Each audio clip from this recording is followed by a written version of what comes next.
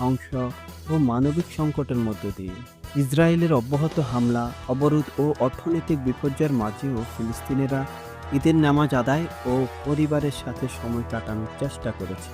এই প্রতিবেদনে ফিলিস্তিনের ঈদের বর্তমান পরিস্থিতি, জনগণের সংগ্রাম ও আন্তর্জাতিক সম্প্রদায়ের ভূমিকা বিশ্লেষণ করা হয়েছে। ঈদুন নামাজ। গাজার ঐতিহাসিক ওমারি মসজিদে ধ্বংসস্তূপে মুসল্লিরা জায়নামাজ বিছিয়ে নামাজ আদায় করেছেন।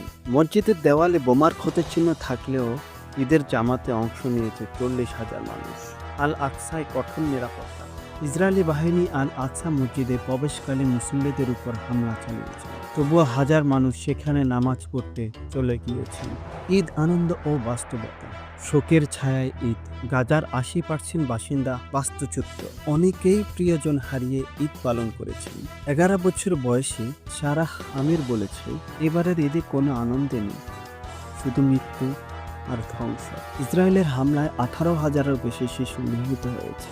অনেক শিশু বাবা মা হারিয়েছে, ঈদের আনন্দ ভুলে গিয়েছে। খেলনার আনন্দটা যেন বোমা স্মৃতি।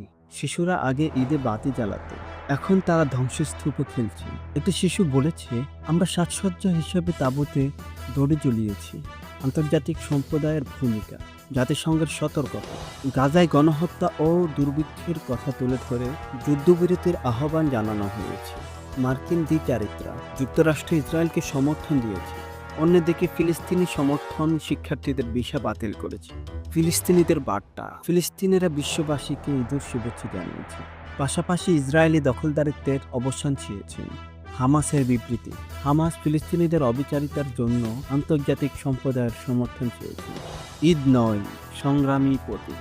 2025 সালে ফিলিস্তিনে ঈদ আনন্দের পরিবর্তে সংগ্রাম ও সহিংসতার ইতিহাস লিখেছে। ধ্বংসস্তূপের মাঝেও ফিলিস্তিনিরা প্রার্থনা ও একতার মাধ্যমে তাদের অস্তিত্বের লড়াই চালিয়ে যাচ্ছেন। বিশ্ব সম্প্রদায়ের নিষ্ক্রিয়তা এই সংকট আরও গভীর করলেও ফিলিস্তিনিরা আশা রাখেন, একদিন তাদের ঈদ প্রকৃত অর্থে উৎসব হয়ে উঠবে।